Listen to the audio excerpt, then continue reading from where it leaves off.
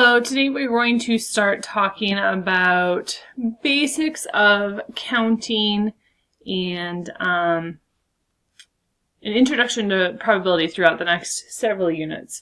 So today we're going to focus on how to use the fundamental counting principle to count the number of ways an event can happen, and also how to use permutations to kind of simplify that a little bit.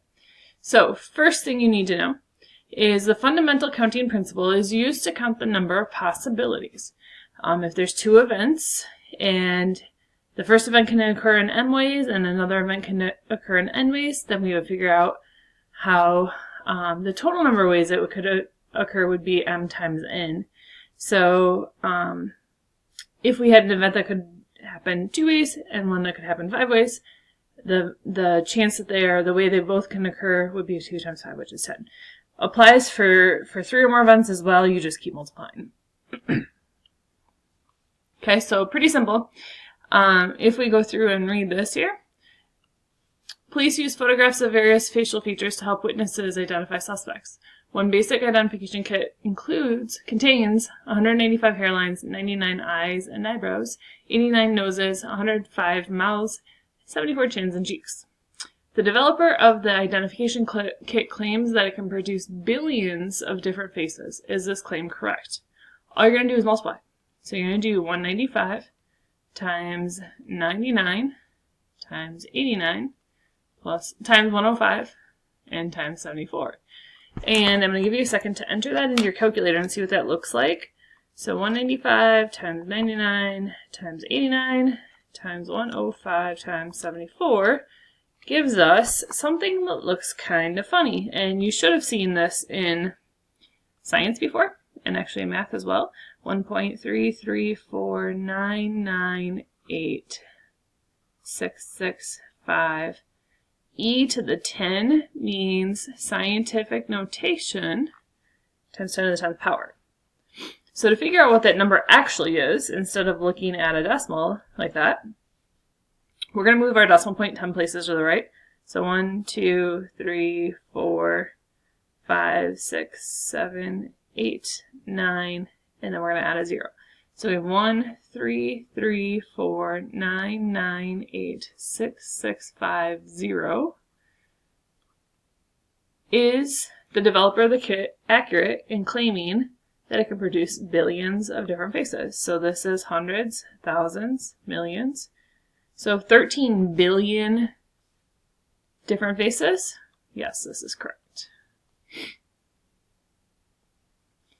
Okay. Second problem, same situation. A witness can clearly remember the hairline and eyes and eyebrows of a suspect. How many different faces can be produced with this information? So if we don't need to worry about eyes and eyebrows, so we're going to get rid of the 99. They can remember that. And also the hairline, so we're going to get rid of 185. So all we're going to do here is look at the noses, the mouths, and the chins and cheeks. That's 74. And multiply that out. So 89 times 105 times 74 gives us 691,530. So 691,530. So that is almost 700,000 different faces produced if the witness remembered the hairline and eyes and eyebrows. So pretty simple. Okay. Another type of example, the standard configuration for a New York license plate is 3 digits followed by 3 letters. How many different type license plates are possible if digits and letters can be repeated? Now, most common mistake here is students forget that there's actually 10 digits. So 1, 2, 3, 4, 5, 6, 7, 8, 9. They do 9. Don't forget 0. So there's 10 digits. And then there are also 26 letters. Okay, so I like to kind of draw lines out. So we have 3 digits. And we have 3 letters. That's an L. Okay, so if we can repeat, we have 10 possible digits for each of those and 26 possible letters for each of those. All we have to do is multiply them together. So 10 times 10 times 10 times 26 times 26 times 26. Let's see if we can...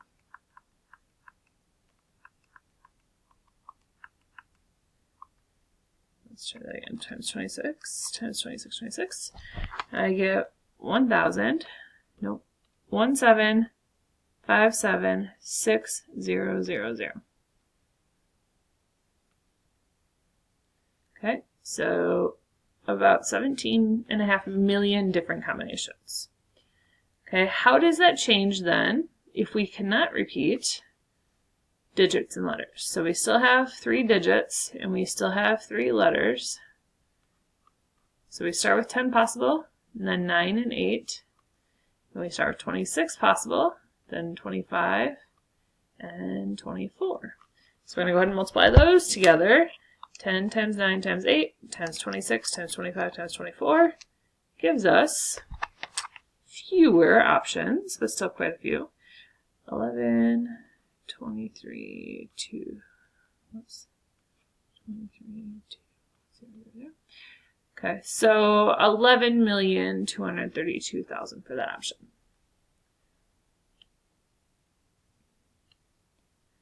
Okay, next thing you need to know, factorials and permutations. So a factorial is the product of all positive integers that are less than or equal to n.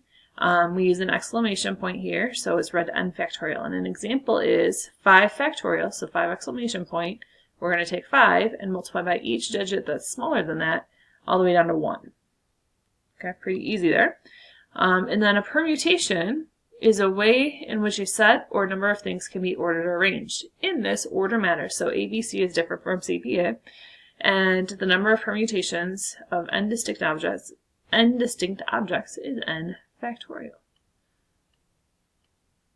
Okay, so pretty easy here. 12 skiers are competing on the final round of Olympic freestyle skiing aerial competition. And how many different ways can the skiers finish the competition? So there are 12 skiers and 12 possible places. So if I want to figure out how many different orders there are, we're going to do 12 factorial, which means 12 times 11 times 10 times 9 times 8, so forth and so on, all the way down to 1. Here's the thing. You actually have a key on your calculator, or if you're using a graphing calculator, you have an option in the math menu.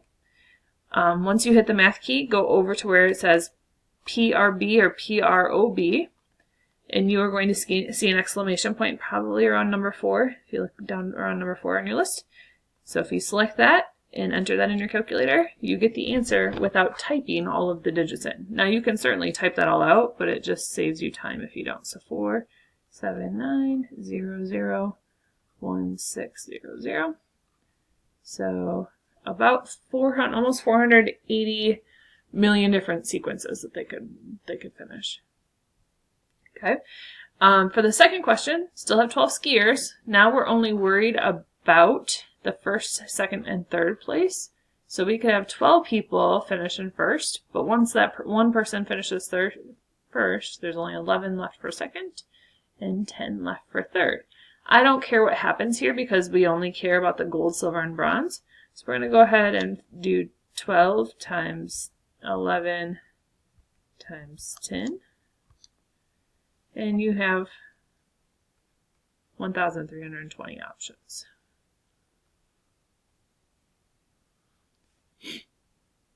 Okay. Next, permutations. To find permutations, if you're only selecting a certain number, like we did in the last one, so we had 12 skiers, we only wanted 3, we're going to use something called our formula where we do NPR. So we have permutations if we have n objects and we're choosing R. So for example, okay, notice there's some factorials in that. I'm going to show you how to simplify this by hand, and then there's also in your calculator. How many orders can you visit 6 colleges if you're going to 10 different colleges to visit? So I have 10 total colleges. We are going to decide in how many different orders we can visit 6 of those colleges. So when I plug this into the formula, I'm going to do 10 factorial divided by 10 minus 6 factorial. And one easy way to simplify this is 10 minus 6 is 4. So if I have 10 factorial over 4 factorial, my pen keeps changing. I can do 10 times 9 times 8 times 7 times 6 times 5 times 4 factorial over 4 factorial. And those actually cancel out. So we're just going to do this here. So 10 times 9 times 8 times 7 times 6 times 5. Or you can use the calculator, again, in your math menu over to probability, so PROB or PRB. Around option 2, you have NPR. So we're going to use option 2. You're going to put the 10 on the left side and the 6 on the right side. And you get 151,200. Okay. The next one, in how many orders can you visit all 10 colleges? If I have a group of 10 and I'm choosing all 10, it looks like this. Okay, and 10 minus 10 factorial on the bottom just gives us 1. So we're really just doing 10 factorial because we're using all of them. So we're going to type in 10 factorial. And we get 3628800. And we are done. Okay, so there's some guided practice problems here. Go ahead and try those. The answer key will be up on Canvas, so you can check that out. If you have any questions, make sure you ask. Have a great day.